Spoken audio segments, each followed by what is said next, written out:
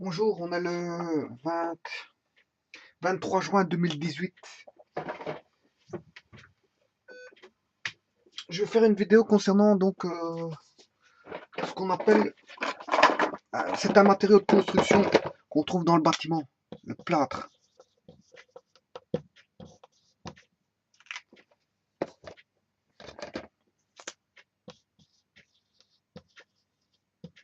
Voilà.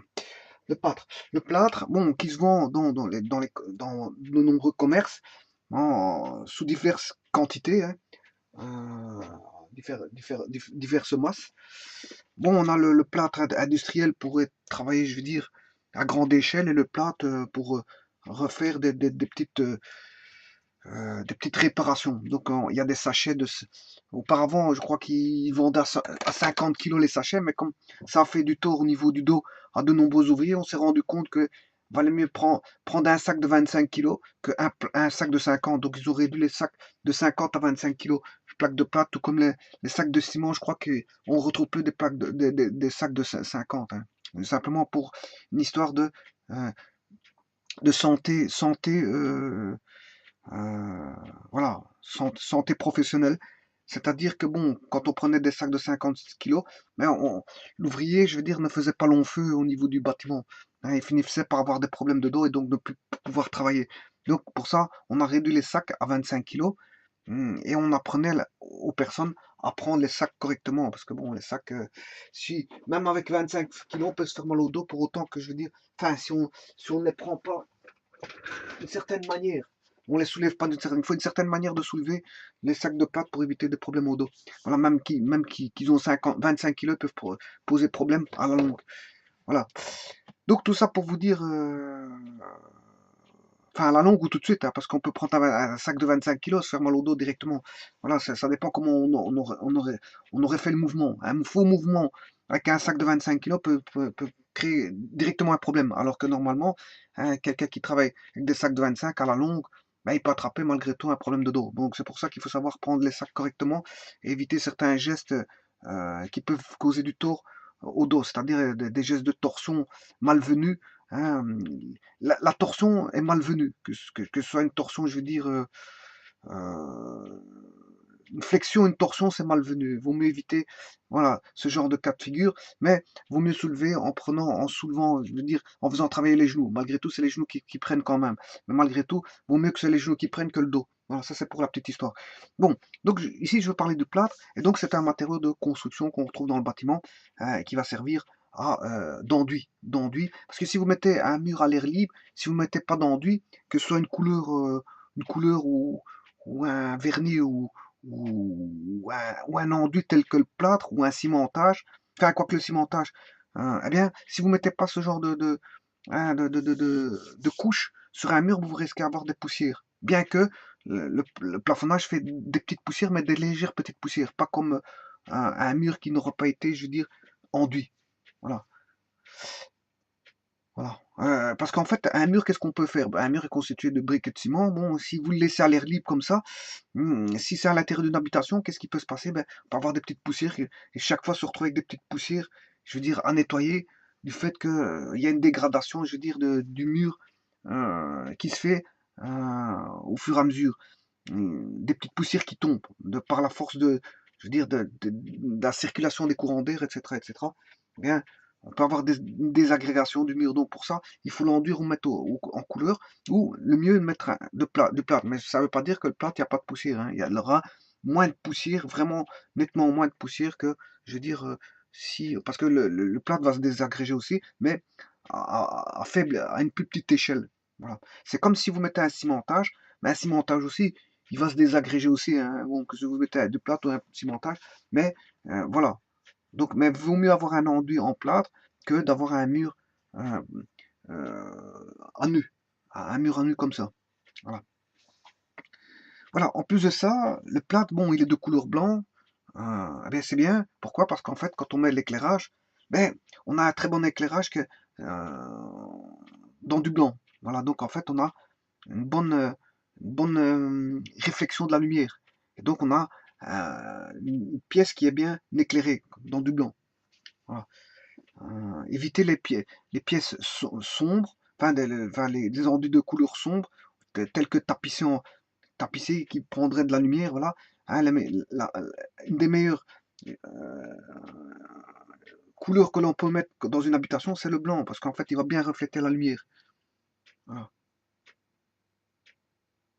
Donc, et le plâtre est de couleur blanche, de couleur blanche. Bon, le plâtre est en blanc.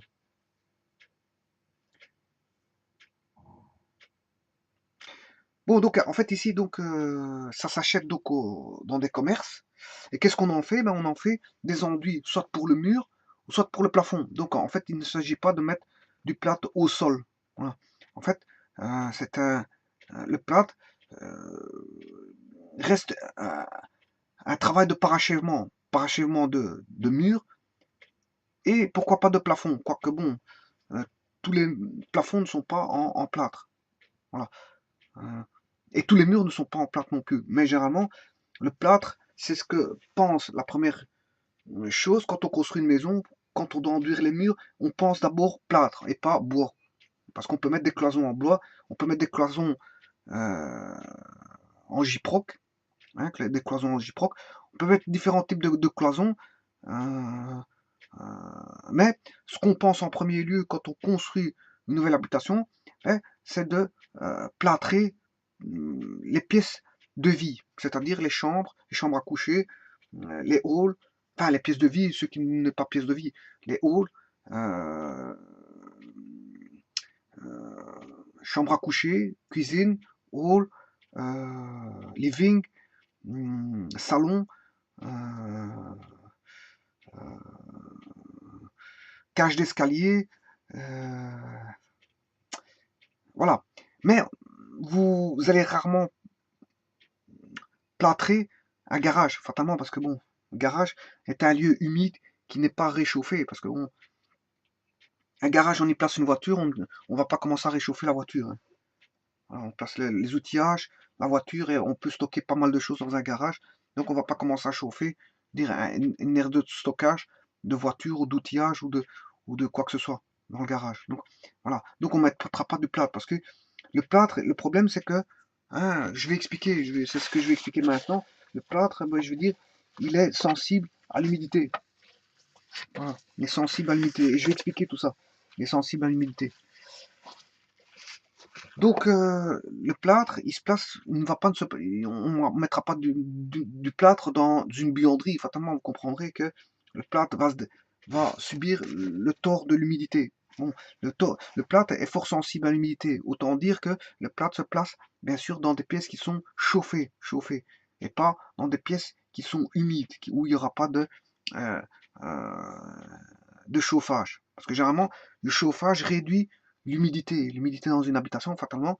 Hein, hein. Dans une habitation, qu'est-ce qu'il faut? Il faut aérer, c'est-à-dire ouvrir les fenêtres, hein, hein, pour qu'il n'y ait pas de renfermer, une circulation d'air. Il faut une circulation d'air, une bonne circulation d'air. Dans une habitation, de temps en temps, il faut aérer, mais il faut chauffer quand il fait humide. Voilà. Parce que sinon, l'humidité ne partira pas, et on aura soit des humidités qui vont ressortir, et elles risquent de ressortir au travers du mur, et donc fatalement le plâtre qui est un enduit sur le mur risque de prendre l'humidité et donc euh, pourrir. Le plâtre va pourrir. Bon, le plâtre aussi, qu'est-ce qui peut se passer au niveau du plâtre? Mais certains n'ont pas vu la date. N'ont pas vu la date de péremption du plâtre, parce qu'il a une date de péremption. Parce que quand on stocke du plâtre, il se trouve dans des sacs, oui, mais malgré tout, il peut prendre l'humidité à la longue. Donc s'il est dans un endroit de stockage qui n'est pas conforme, je veux dire, euh, au stockage du plâtre, du plâtre, c'est-à-dire que le stockage se fait dans une zone humide, mais fatalement, le plâtre ne sera plus bon. Et si vous allez enduire ça, mais si vous allez enduire quelque chose qui est très mauvais.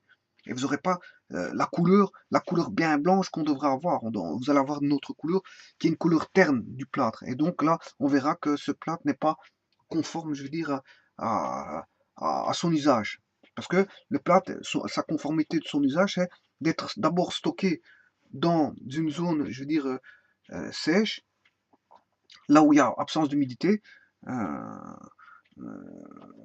ouais, attention, quand je parle d'humidité, il y a des taux d'humidité, hein. Bon, je vais pas dire que, j'ai pas dit qu'il faut, bon, on peut avoir un petit peu d'humidité, mais du moment que ça ne joue pas sur le, voilà, on va dire qu'il y a il y a un niveau d'humidité qui ne peut pas être atteint. Voilà, c'est ça que je veux dire. Parce que si on a un très faible taux d'humidité, bon, on peut considérer que c'est sec, hein. Voilà, que l'environnement est sec. Voilà, ça, c'est l'hygrométrie qui va dire ça en fonction du pourcentage d'humidité. S'il y a trop d'humidité, c'est par rapport à un pourcentage donné. Voilà, c'est ça que je veux dire. Voilà. Bon, maintenant, un petit peu d'humidité, c'est pas ça qui va faire en sorte que le plâtre va devenir, va pourrir. Voilà. Donc, utiliser du plâtre déjà qui est conforme au départ, c'est-à-dire qui a été stocké correctement et qui a une date de péremption, je veux dire qu'on est sous la coupe de la date de péremption. Parce que si on est au-delà de la date de péremption, le plâtre, bon, il ne sera plus bon à l'utilisation. Donc, aller utiliser du plâtre qui n'est plus bon, ben, vous risquez de... Il y a des risques de ne pas avoir la couleur correcte du plâtre et la bonne tenue du plâtre. Voilà. Bon, sachez que le plâtre, il a ses inconvénients. Ben, un des inconvénients, c'est si vous allez clouer sur du plâtre, fatalement, vous allez fatalement casser, je veux dire, la structure du plâtre qui est solide. Voilà, parce que en finalité, le plâtre est solide. En finalité, quand on l'a enduit, bien sûr, il est mouillé. Hein, le jour de du gâchage et du lissage du plâtre, ce jour-là, ben, fatalement, il est humide. Hein, il faut laisser sécher. Et on doit laisser sécher très longtemps du plâtre. Ça ne se, voilà. L'idéal avant d'enduire une couleur, etc., il faut attendre très longtemps. Très longtemps. Je ne sais pas exactement combien, peut-être même des mois. Il faut le laisser aérer pendant peut-être même des mois. Voilà. Mais la prise se fait très vite, hein, c'est pas ça. La prise se fait très vite. Mais on dit que généralement, il faut laisser quand même aérer pendant des mois. La prise va se faire très vite. Hein, je veux dire, voilà. D'ailleurs, il faut vite travailler le plâtre. Hein. Parce il va sécher très vite. Mais malgré tout, il faut aérer pendant euh, des mois avant d'enduire une couleur. Ben, c'est ce qu'on dit. Enfin, c'est ce que dans le milieu du bâtiment on dit. On ne fait pas un plâtre et puis 3 jours après on met en couleur. Non, ça ne se fait pas. Voilà. Donc le plâtre, ses inconvénients, mais c'est que si vous allez forer pour mettre un cadre, enfin si vous voulez mettre forer sur le mur pour placer un cadre, par exemple. C'est-à-dire pour mettre une cheville avec une vis comme ceci, avec un crochet, voilà. Et là, on met la cheville, voilà. Voilà la vis qui va rentrer dans la cheville. Et là, si je vais mettre un crochet avec une vis avec un crochet, sachez que il y a des vis. Bon, il y a des vis qui vont rouiller. Hein. Bon, voilà. Il y a des vis qui vont être attaquées par le plâtre. Voilà. Il y a des, il y aura des attaques. Il y aura des attaques. Et voilà. Et quand il y a des attaques, le problème, c'est que si on a un métal qui va rouiller, voilà, le plâtre va prendre la couleur de la rouille. C'est ça que je veux dire. En plus de ça, quand on vient forer, on va casser, je veux dire, une partie du plâtre. On risque de casser des morceaux et donc on devra retravailler une couche de plâtre. Mais le problème, c'est que parfois, retravailler une couche de plâtre sur une couche précédente, non, on le voit, on peut voir ça. Par exemple, si vous avez un électricien qui vient faire une saignée, hein, il doit reboucher, ben, eh bien, quand il va venir refermer, ben, on va voir toute une ligne où on a fait les saignées. Bon, ça c'est vraiment embêtant. L'idéal, c'est de faire son installation électrique, de tout terminer, et puis après, comme c'est du parachèvement, on vient, je veux dire, plâtrer.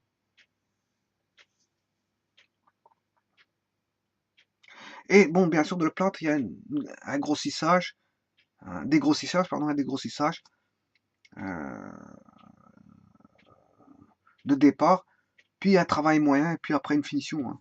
Voilà. C'est un travail, savoir plafonner, le plafonnage, que ce soit le plafonnage de plafond, hein, parce que généralement, on peut travailler le plafond, le plafonnage, hein, mais on peut travailler le mur, mais c'est ce qu'on appelle, les murs, on appelle aussi du plafonnage, hein, malgré que le plafonnage, c'est pour le plafond. C'est quand on mettait des enduits de plâtre au niveau du plafond, mais on peut mettre des enduits euh, euh, de plafonnage, on peut mettre des enduits sur le mur et on appelle ça aussi du plafonnage, faire du plafonnage. Voilà.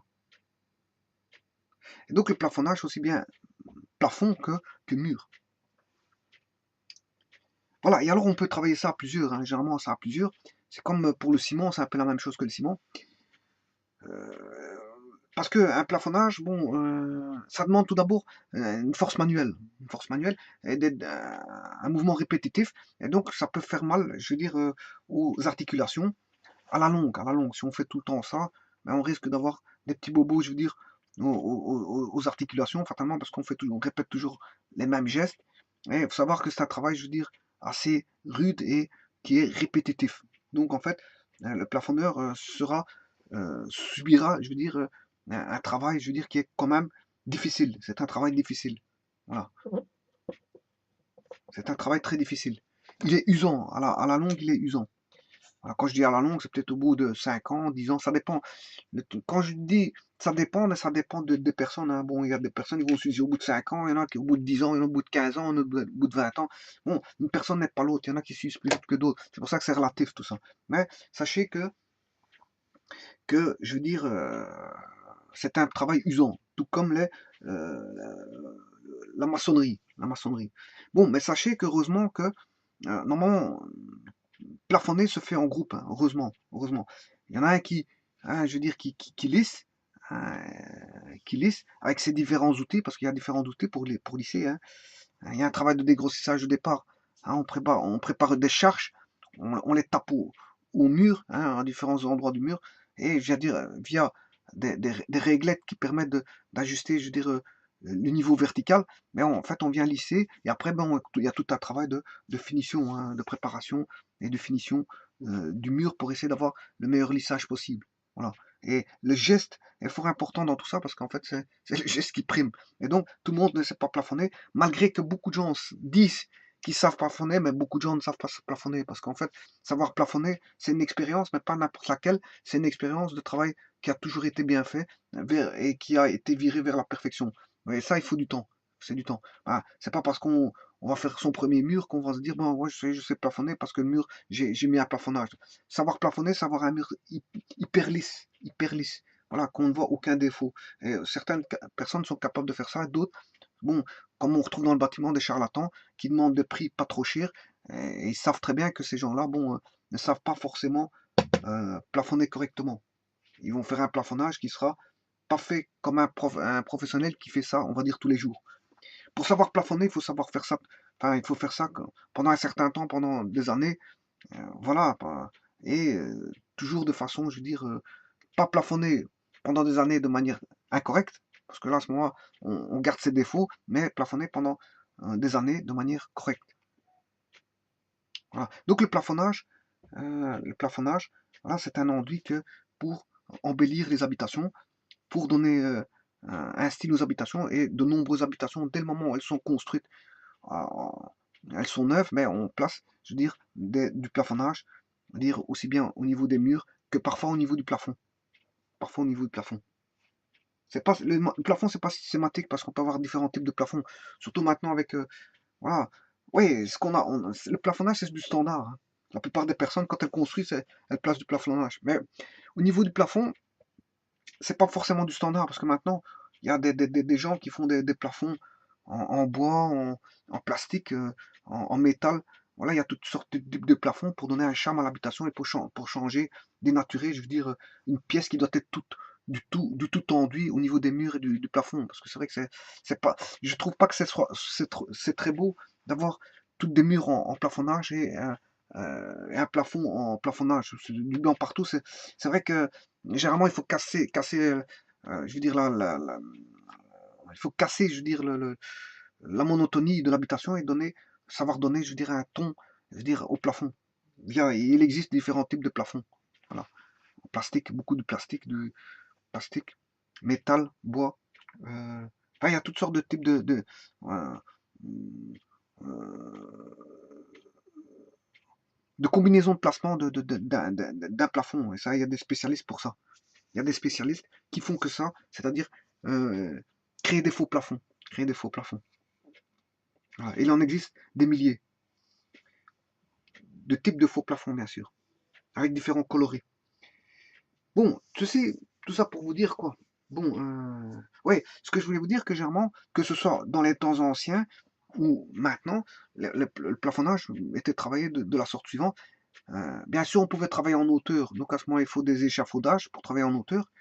Hein, on a installé des échafaudages et auparavant, on n'allait pas croire que les gens étaient cons. Bah, ils utilisaient aussi des échafaudages, hein, mais sous forme de tables. C'était des espèces de tables et ils montaient pour avoir une certaine hauteur et aller plafonner une certaine hauteur. Bon, et les gens auparavant n'étaient pas aussi bêtes qu'on le pense maintenant. Les gens, j'ai toujours expliqué que même les hommes préhistoriques étaient d'un niveau d'intelligence tel que, je veux dire, l'être humain de maintenant ne saurait pas vivre dans un milieu hostile que l'avait l'homme préhistorique. Donc, ça veut dire qu'il avait une certaine capacité d'intelligence, une certaine capacité d'intelligence, et qu'il n'était pas bête comme on croit, bien que, bon, on peut se dire que c'était un homme sauvage. Un homme sauvage, mais qui avait une capacité de faculté de pouvoir, je veux dire, vivre dans un environnement très hostile. Nous, quand on doit aller au magasin, quand on a faim, ben, si on n'a pas de ce qu'il nous faut dans le frigo, ben, qu'est-ce qu'on fait? On va rechercher des produits frais, je veux dire, au magasin. Pour autant qu'on est dans les heures d'ouverture du magasin, on va chercher notre nourriture.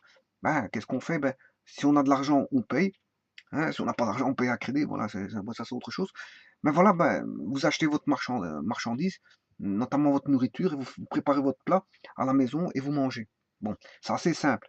Hein. Il suffit, on prend, si quelqu'un qui a une voiture, il prend les clés de sa voiture, il démarre sa voiture, il va au magasin et il va chercher ce qu'il faut. Bon, il est assis dans la voiture et dire, il fait juste la file, il choisit ses marchandises et il fait la file au niveau de la caisse et il fait le paiement, il rentre chez lui, il mange. Mais pendant le temps la préhistoire, bon, c'était pas comme ça. Les gens qui avaient faim, ils devaient aller chasser pour autant qu'ils trouvaient de la nourriture, parce que s'ils trouvaient pas de la nourriture, c'était embêtant. Hein, ils devaient aller à la chasse, hein, faire la cueillette et la chasse. Ils devaient aller pêcher les poissons, etc. Bon, ils devaient aller chercher. S'ils ne trouvaient pas tout ça, ben, je veux dire, ils devaient faire des kilomètres pour aller chercher tout ça. Ils devaient changer de lieu. Et voilà. Et s'il pleuvait, ben, des troncs d'averse, ben, il devait marcher pour aller chercher sa nourriture malgré tout, même s'il pleuvait, parce que s'il marchait pas, voilà, c'est un milieu très hostile. Vous voyez, imaginez là. Et quand il allait faire la cueillette ou aller chercher des animaux, ben, il pouvait rencontrer des animaux sauvages qui pouvaient les prendre au dépourvu voilà, et les attaquer. Donc voilà, et ils pouvaient même tomber sur des autres tribus, je veux dire, qui pouvaient, je veux dire, se battre contre, euh, en défense de territoire, se battre contre justement ces- ces personnes qui allaient chercher à manger. Ils pouvaient rencontrer sur le chemin tout et n'importe quoi, tout et n'importe quoi, mais aussi n'importe qui. N'importe quoi et n'importe qui. Donc c'était difficile. Et, donc vous voyez que les êtres humains, les premiers êtres humains vivaient dans un milieu très hostile, donc ils étaient aussi suffisamment intelligents, quoi, je veux dire, on en pense maintenant. Maintenant, on a notre luxe. Dès le moment où on sort de ce luxe, ben, je veux dire, ben, on est un peu perdu. Allez, c'est une panne électrique, comme j'ai toujours expliqué, quand il y a une panne électrique, ben, les gens, bon, ils attendent 1 heure, 2 heures, 3 heures, si elle dure trop longtemps, les gens ils commencent à être perdus. Hein. Voilà, et les hommes préhistoriques, ils n'avaient pas d'électricité. Hein. Ils n'avaient pas de magasin Carrefour, de magasin, je veux dire, Hubo, etc., etc. Voilà, pour aller chercher de l'outillage, pour aller, voilà, ils devaient fabriquer leur outillage eux-mêmes, ils devaient tout faire eux-mêmes. La nourriture, tout, tout, tout, tout. Voilà. Et pour chauffer, ils devaient faire le feu. Alors que nous, on appuie sur un bouton pour chauffer, qui est le four à micro-ondes. Enfin bref, ça c'est pour la petite histoire. Ça nous éloigne, je veux dire, de l'histoire du plâtre. Et ce que je voulais dire, c'est que euh, dans les temps anciens, ils avaient des échafaudages. Des échafaudages pour monter. Voilà. Donc, l'enduit date de très, très longtemps. Hein. Il date de plus de 8 millénaires. Enfin, ça, c'est une légende. Hein. 8 millénaires, c'est une légende. Euh, ils disent que à ce moment-là, comment ça s'est passé? Ben, c'est une personne qui a été chercher euh, des pierres dans, voilà, je sais pas où, dans la campagne ou je sais pas où, et qui a construit un foyer à l'air libre. À l'air libre, il a construit un foyer, et en fait, il s'est pas rendu compte, mais en fait, il avait entre ses mains je veux dire, du gypse, voilà. Voilà. Et en fait, il avait entre ses mains du gypse, voilà, qui sont des... euh, c'est exactement un berger qui a fait ça, hein, un berger donc, qui a utilisé des blocs de gypse pour confectionner, je veux dire, un foyer à l'air libre. Et qu'est-ce qui s'est passé? Ben, il y a eu une averse, une forte averse de pluie, et que ce gypse-là, bon, les blocs qu'il a confectionnés pour faire le foyer, ben, au travers de l'averse, les pierres, euh, autour du feu, il s'est rendu compte qu'à un moment donné, euh, bien sûr, le feu était éteint parce qu'il était à l'air libre. La forte averse a provoqué, je veux dire, l'extinction du feu. Mais qu'est-ce qui s'est passé? Ben, euh,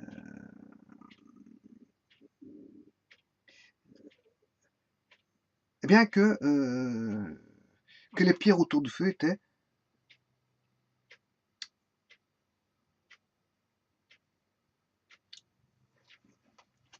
que les blocs autour du feu ne formaient, je veux dire, qu'un tout, qu'un tout.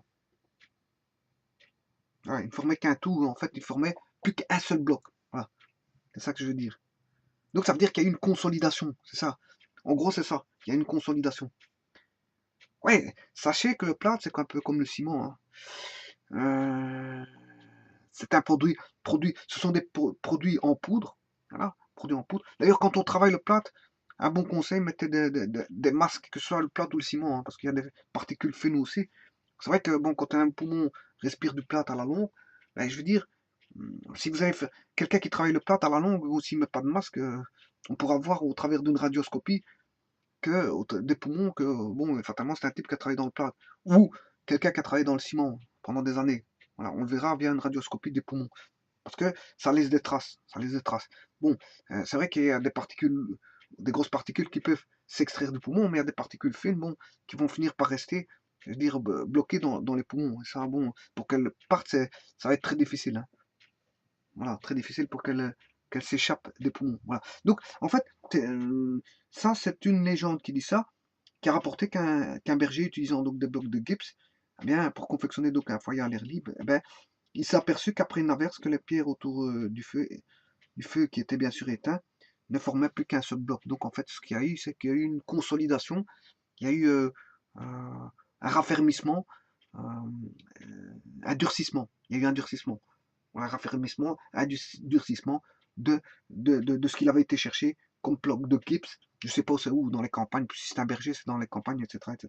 Voilà. Et ça, c'est une légende qui dit ça, mais ça remonte à plus de 8 millénaires. Donc l'usage de plâtre fait référence à plus de 8 millénaires avant Jésus-Christ, hein. Un millénaire, c'est 8000 ans. Donc on remonte à 8000 ans. Une légende dit qu'il y a qu'une personne qui a déjà remarqué le durcissement, ben, du gypse, qui a donné, je veux dire, qu'un seul bloc. Bon, il ne savait pas ce que c'était, hein. Mais il a vu que ça c'était grâce à l'averse qui est l'eau.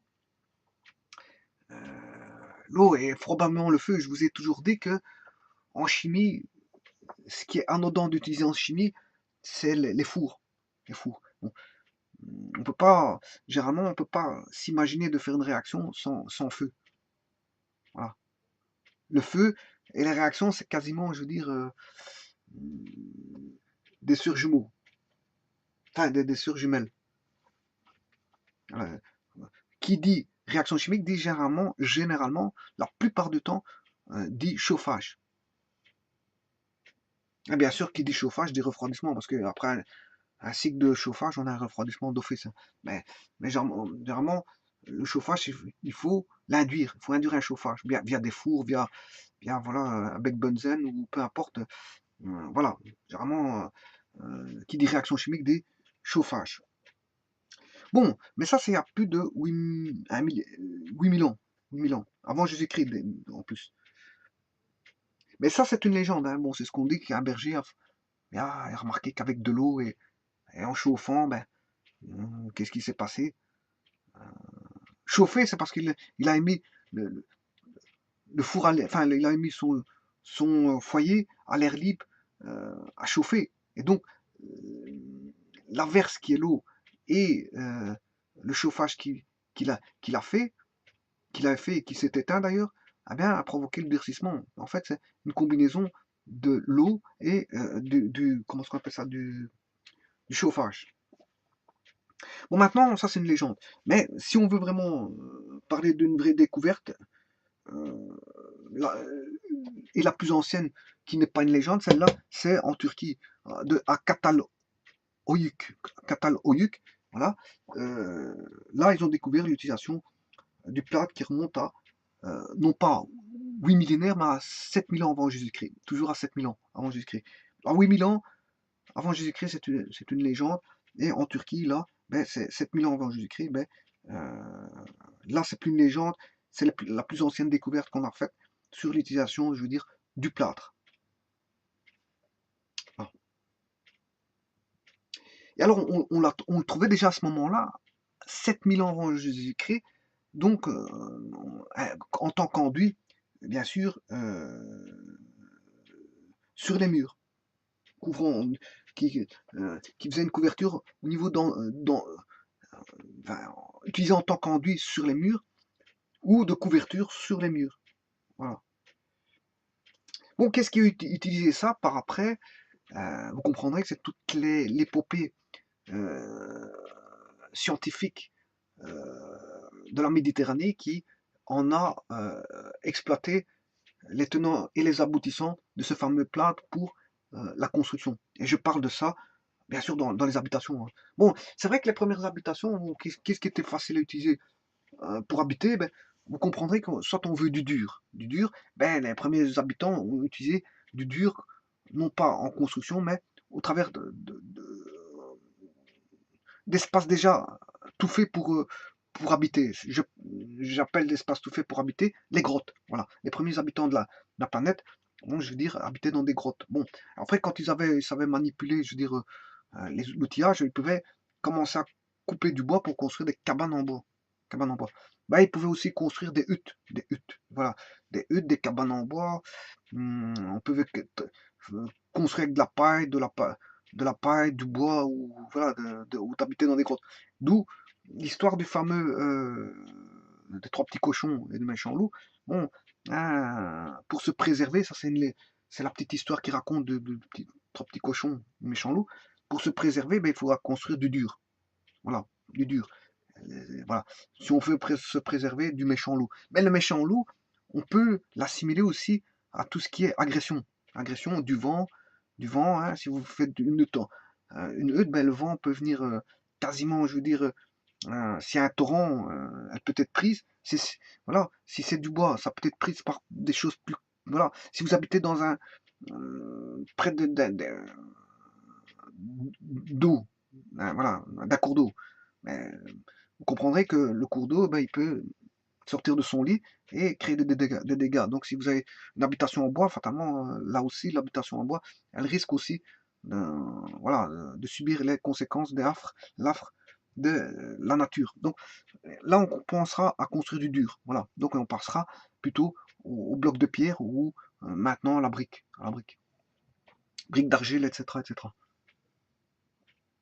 Donc voilà. Donc si on veut se préserver, je veux dire, des effets néfastes de la nature, ben, c'est de construire de plus en plus costaud. Costaud. Et donc le matériau de construction va passer ben, je veux dire, des épis de blé à du bois, et puis après à voilà, des pierres.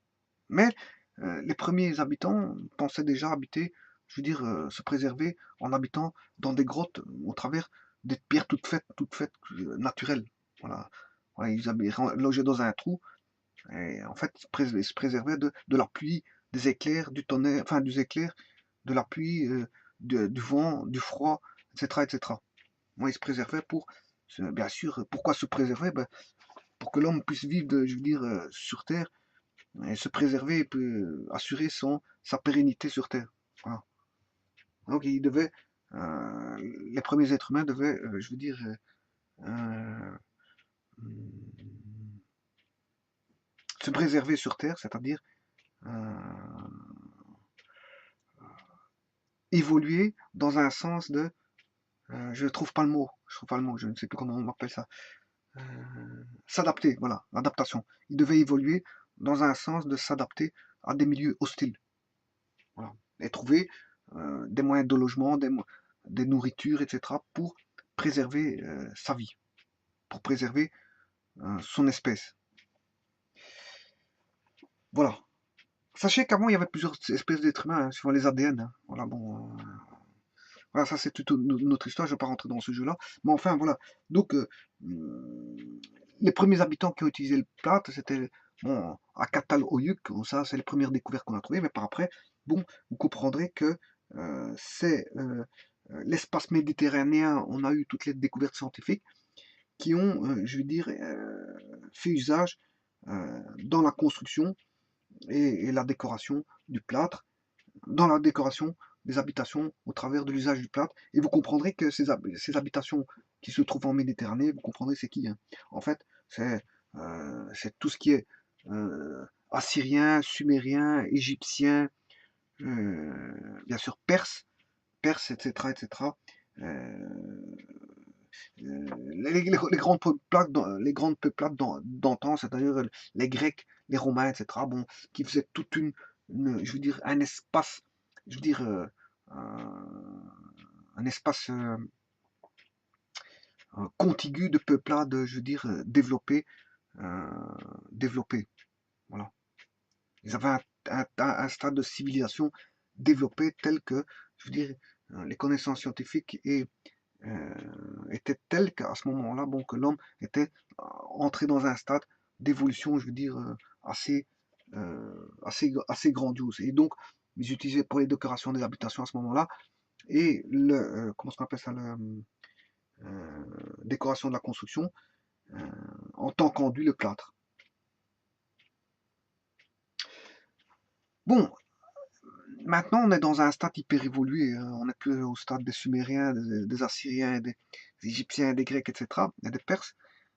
On est dans un stade, je veux dire, où on est où l'être humain atteint, je veux dire, un nombre d'êtres humains sur Terre. Hein, on est 7 milliards d'habitants sur Terre. Qu'il faille loger une grosse part, la quasi-totalité des êtres humains, pour des raisons que je vous ai expliquées. Il faut loger pour avoir une sécurité, je veux dire, une sécurité et une hygiène de vie. Hein, sécurité et une hygiène de vie.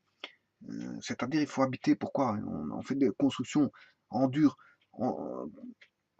qui sont pérennes, c'est-à-dire qui doivent résister aux aléas climatiques. Hein. Deux, qui doivent être des remparts à toute agression extérieure, vol, etc., etc. Deux.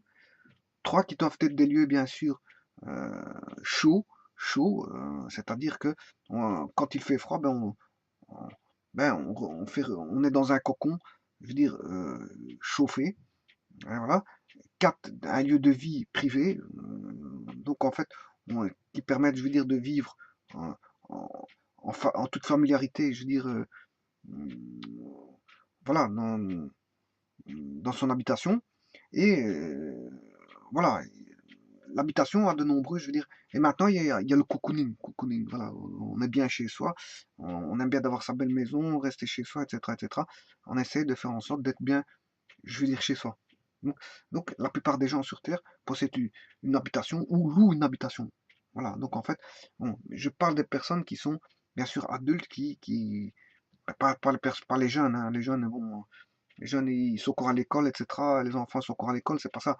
Je veux dire, ceux qui quittent le foyer familial parental, ben, ils se retrouvent à se loger, à devoir se loger dans une habitation, je veux dire, extérieure.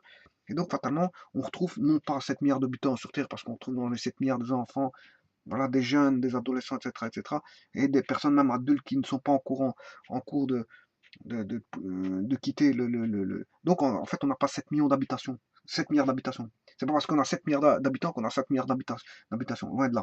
Enfin, bref. Tout ça pour vous dire qu'on a quand même des millions et des millions d'habitations sur Terre. Et que ces millions et millions d'habitations doivent être construites. Et que ces millions et millions d'habitations pour être construites ont besoin, je veux dire, euh, de matériaux de construction. Et que parmi ces matériaux de construction, on trouve du plâtre.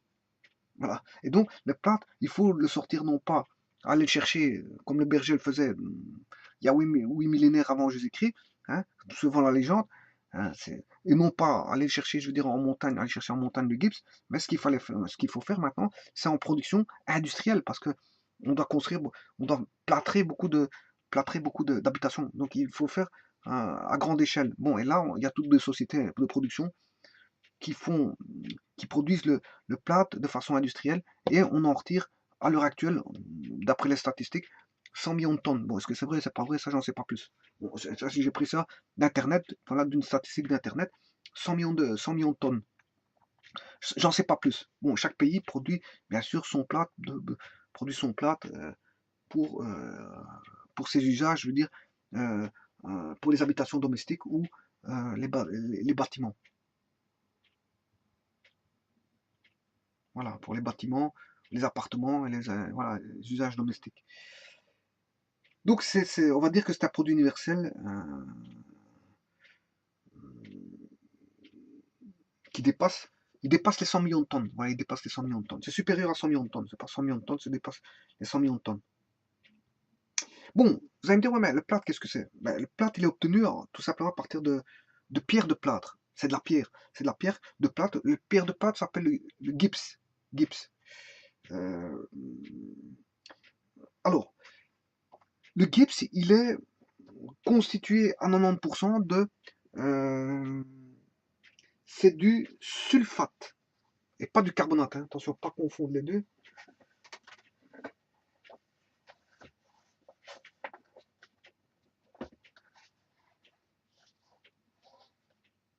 Bon, il y a des... Bon, c'est vrai qu'on peut faire des plâtres. Généralement, les plâtres, ils sont à prise rapide, hein. C'est-à-dire que quand vous les mangez, c'est ce que je l'ai expliqué tout à l'heure, j'avais oublié de vous le dire. J'étais parti sur les échafaudages des temps anciens qui utilisaient les échafaudages pour faire des plafonnages, pour faire des enduits sur les murs. Ouais, j'ai expliqué ça, mais je voulais vous dire que généralement il y avait l'une ou l'autre personne sur généralement, avant ils travaillaient en équipe, hein. Alors maintenant, on peut avoir un seul plafonneur qui fait tout, mais généralement, on ne fait pas tout seul parce que faut mélanger, il faut vite le mettre sur le mur. Donc, généralement, c'est minimum 2. C'est ça que je voulais vous dire. Et minimum 2, c'est ce que je voulais vous dire, c'est que dans les temps anciens, j'étais déjà minimum 2. On les retrouve à 3, 4, 5, voilà, dans des échafaudages en train de faire leur travail. Donc, un qui préparait, un qu'il fallait vite préparer parce qu'en fait, le plat est à prise rapide.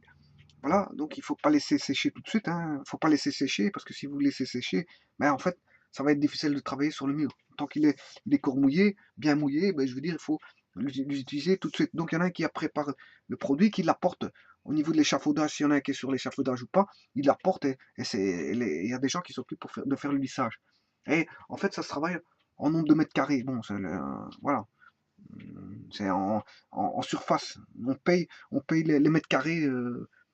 Et les difficultés, parce qu'il peut y avoir des difficultés au niveau du plafonnage, c'est pas forcément des murs droits, hein. Voilà.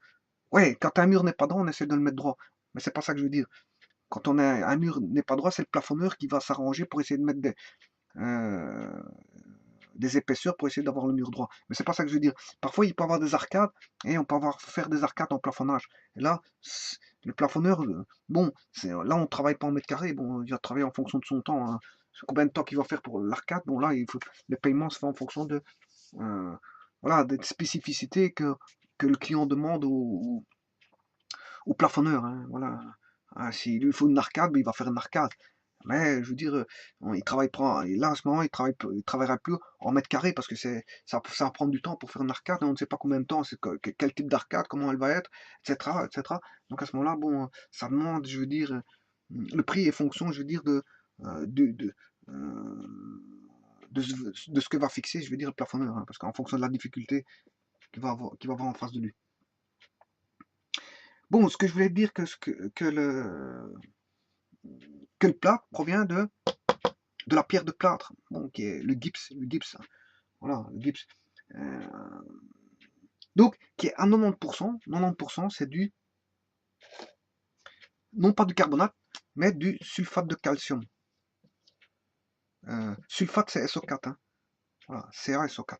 Voilà. C'est du CaSO4, mais en fait, il est hydraté. Hydraté. Donc, on va retrouver du 2H2O. Point 2H2O. Voilà, c'est du 90% c'est du carbonate de calcium. Voilà. Hydraté. Voilà.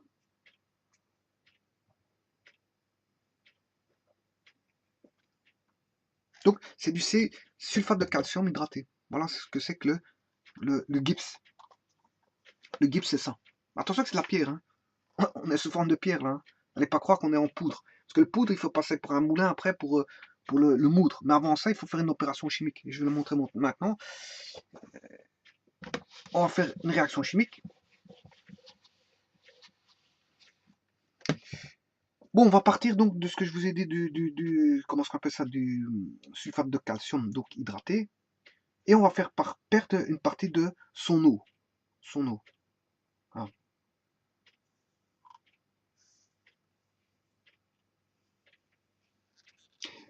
Bon, comment faire perdre de l'eau? Je vous l'ai toujours dit. Bon, une des réactions, les réactions et sa sœur jumelle, ce sont le chauffage. Bon, qui dit réaction, dit généralement chauffage. Bon, on va faire chauffer le sulfate de calcium, S1.2H2O. Voilà, pour obtenir en finalité toujours du CaSO4. Et là, un demi-fois H2O, plus, bien sûr, vous comprendrez qu'on aura 3 demi. 3 demi plus 1 demi, ça fait bien 4 demi, ce qui fait bien 2H2O. Donc elle est équilibrée, 3 demi H2O. Voilà, donc par chauffage, ben on va obtenir ceci, du CaSO4. Voilà, avec une variation d'enthalpie qui est de plus 163 kJ. Voilà, cette réaction, c'est plus 63 kJ. Et ça, c'est par chauffage. Bien sûr, après qu'on moud, on va moudre pour essayer d'avoir la poudre. Et là, à ce moment, on va mettre dans des sacs pour, voilà, de différentes différentes masses. On peut avoir du 4 kg, du 25 kg, ça dépend les usages que vous voulez en faire. Hein. Le but, c'est pas forcément d'enduire toute une surface, on peut enduire juste, par exemple, pour refermer, je veux dire, quand vous mettez des appareils électriques, ben, il faut juste refermer la saignée. On peut refermer la saignée avec du plat, donc enduire qu'une partie. Ou encore, si vous avez cassé du plafonnage en forant sur un mur, bon, le plafonnage, ça peut casser. Si vous forez, bon, ça peut éclater. Donc, vous pouvez retravailler, je veux dire, qu'une partie voilà, du mur. Il ne faut pas tout plafonner tout un mur. Donc, on vend des sacs de 4 kg pour refaire des travaux. Bien sûr, on le fait avec une spatule. Hein. Là, à ce moment-là, vous le faites avec une spatule. Avec une spatule, vous pouvez retravailler. Voilà. Des petites parties aplâtrées. Voilà. Et donc ici, qu'est-ce que j'ai obtenu? Ben, j'ai obtenu la poudre à moudre. Et qu'on met dans des sacs. Donc là, je peux le mettre dans un sac. Alors, je mets dans un sac. Bien sûr, stocké à l'air libre avec une date de péremption. Hein. Bon, je vais vous dire une grosse entreprise qui est mondialement connue, hein, pour ne pas la citer, c'est Knauf. Voilà, c'est Knauf qu'on trouve dans beaucoup de pays, qui est une entreprise allemande, je crois. Knauf est une entreprise allemande. Et ça, je ne suis pas sûr, mais je crois que c'est allemand. Knauf, c'est allemand. Et c'est un des principaux fabricants comment ça s'appelle, de poudre de plâtre. Bon, maintenant, comment va se faire la préparation? Ben, vous, qu'est-ce qu'on a comme produit? La personne qui achète le sac, il a ceci. Hein. Ouais, parce que ceci provient du gypse, le gypse qui est ici. Donc ça, c'est la pierre de plâtre qu'on voit ici, le gypse. Je fais chauffer, bien sûr, avec une variation d'enthalpie de 163 kJ pour la réaction qui va. Je fais chauffer et on va déshydrater, on va retirer de l'eau, hein, on va déshydrater pour obtenir ceci. Et bien sûr, ceci, on va le moudre pour essayer d'avoir la poudre et on va le mettre dans le sac. Et bien sûr, stocké dans des endroits, je veux dire, plus ou moins secs. Voilà. et bien sûr on fait ressortir. C'est une gestion, ici on va faire une gestion du stock. Le premier, euh, le premier produit doit être le premier sorti. Voilà. Donc le premier, c'est un first in, first out. Voilà, c'est une gestion de stock FIFO. First in, le premier entré, le premier qui rentre doit être le premier sorti. Voilà, c'est ça, c'est une gestion FIFO. Donc, c'est un empilement. C'est juste un empilement. Voilà, donc, si vous mettez le premier sac produit est là, le deuxième sac qui a été produit est là, le troisième est là, ben, il faut sortir d'abord celui-ci, ensuite celui-là, ensuite celui-là. Donc, voilà, on sort le premier, le deuxième devient premier, le troisième devient deuxième, le quatrième devient troisième, etc. Et toujours ainsi de suite. Donc, c'est bien une gestion, on va dire FIFO. First in, first out. Le premier produit et le premier sorti. Et là, comme ça, on évite les dates d'opération, de devoir stocker des produits où on a une mauvaise gestion de date, et donc fatalement que certains pourrissent, je veux dire, en arrière-plan. Voilà. Donc, on est loin de ce que je veux dire. Maintenant, ce que je veux dire, c'est comment préparer, je veux dire, le gâchage, comment gâcher le produit, faire le mélange. Eh bien, je vais prendre ce produit-là qui est la poudre qu'on a acheté, CaSO4. SO4, donc le sulfate de calcium, 1,5 fois H2O, et bien cette fois-ci, là on a chauffé, là on a fait procéder par chauffage pour éliminer l'eau, et bien je vais faire la réaction inverse. La réaction inverse. C'est juste une réaction, je veux dire, on va faire ce qu'on appelle, c'est une réaction qui est réversible. On peut aller dans un sens comme on peut aller dans l'autre sens. Ici, c'est une réaction totale dans ce sens-ci. Là, maintenant, je fais une réaction totale dans l'autre sens. Et comment faire ça? Ben, tout simplement en mettant de l'eau, en bouillant. Donc, il faut ajouter de l'eau. Donc ici, il se fait par chauffage, là, il faut mouiller. C'est bizarre, mais c'est comme ça. C'est comme ça. Il faut...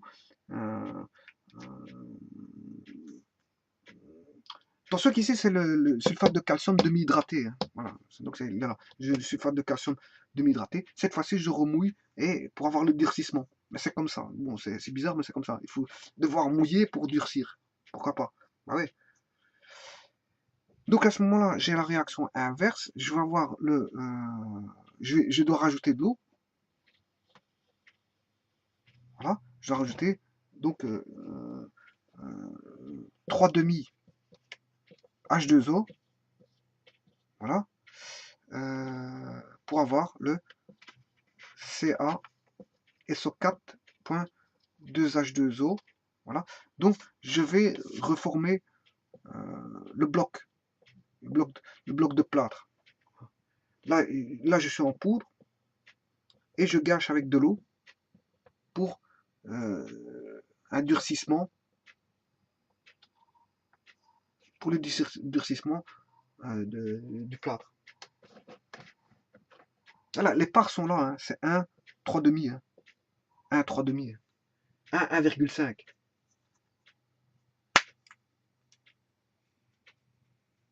C'est une part de CaSO4 1 demi H2O pour 3 demi H2O.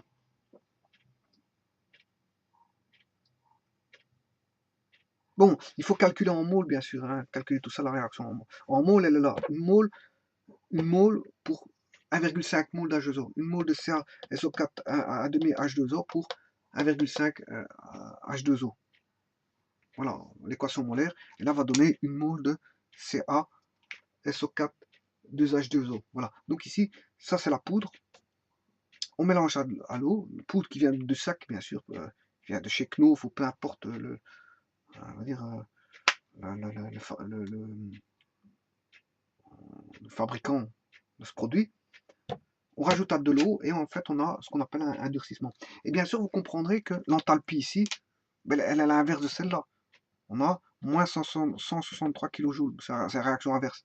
Si elle fait 163 kJ dans ce sens, elle fera moins 163 kJ dans le sens inverse. Donc, on refabrique bien la substance de départ, mais solidifiée, durcie. Voilà. Bon, cette réaction-ci, elle est endothermique, hein, parce que plus c'est endothermique, et moins celle-ci est exothermique. Voilà, celle-ci est exothermique, et celle-ci endothermique. Quand l'enthalpie, la variation d'enthalpie est positive, on a une réaction endothermique. Et là, la variation d'enthalpie, delta H, est négative, on a une réaction exothermique. Exothermique qui va libérer de la, on va dire, de la chaleur.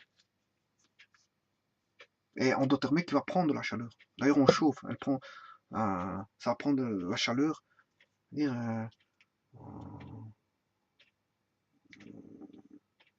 voilà. Exothermique, c'est libérer de la chaleur au milieu extérieur. Par contre, endothermique, c'est prendre de la chaleur au milieu extérieur. Donc le système, quand je dis prend, c'est le système qui prend. Le système qui prend de la chaleur ou qui restitue de la chaleur. Bon, alors maintenant vous allez me dire, ouais, mais comment ça se fait qu'il y a un durcissement ici? Et j'en terminerai avec ça la vidéo. Eh bien, étonnamment, on utilise de l'eau et on a un durcissement. Ouais. Normalement, quand on utilise de l'eau, ça a tendance à se mouiller. Et là, bien sûr, il y a un temps de durcissement. Hein. Il y a un temps de prise. Hein. Ça, fatalement, c'est comme le ciment. Il y a des temps de prise. Hein. Bon, mais, en fait, c'est tout simplement à cause d'une constitution intérieure, hein, des cristaux de sel, sel, bien sûr, de calcium. Hein. Voilà. Sulfate de calcium, c'est un sel. Hein. Sulfate de calcium, c'est un sel. Voilà, parce que sulfate, ah, on va dire le sulfate, qu'est-ce que c'est? Mais c'est un oxyde. C'est un oxyde. Voilà.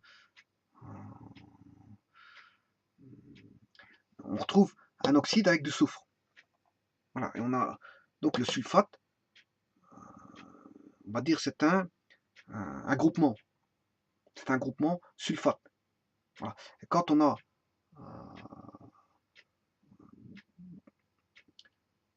du sulfate de calcium, c'est un sel. Donc, le calcium ici, bon, le sulfate de calcium est un sel. Et donc, les cristaux de sel, donc de calcium, bon, ils vont s'imbriquer davantage. Ils vont s'imbriquer davantage les uns dans les autres et assurer une cohésion ensemble. Donc, on a une plus forte cohésion. Donc, c'est par imbrication, ils vont s'imbriquer. Le fait d'avoir fait cette réaction-là, les sels de cristaux de calcium, ils vont s'imbriquer les uns ensemble pour former une cohésion forte. C'est ce qui va donner le durcissement. Voilà pourquoi on a un durcissement du plâtre. Voilà. Donc, ce qu'il faut retenir dans cette vidéo, bon, en gros,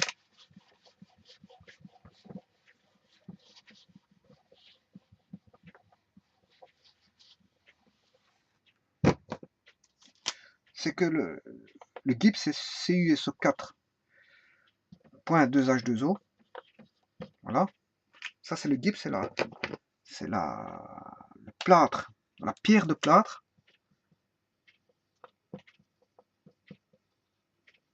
Voilà. Et le plâtre moulu, CuSO4, 1,5 H2O. Voilà. Et ça, c'est le plâtre moulu qu'on retrouve en sac. Hein. Voilà, ce qu'on retrouve en sac, c'est ceci. Et ce qui était travaillé au départ, c'est ceci. Donc, on va chercher ceci dans des carrières de plâtre, bien sûr, vous comprendrez, qu'on retrouve dans tous les pays du monde, hein, totalement. Hein, le pierre de plâtre, c'est sulfate de calcium, on retrouve ça un peu partout, hein, dans le monde. Chaque pays a ses pierres de plâtre. Voilà, et donc ici, par préparation et chauffage, on a ceci. Voilà.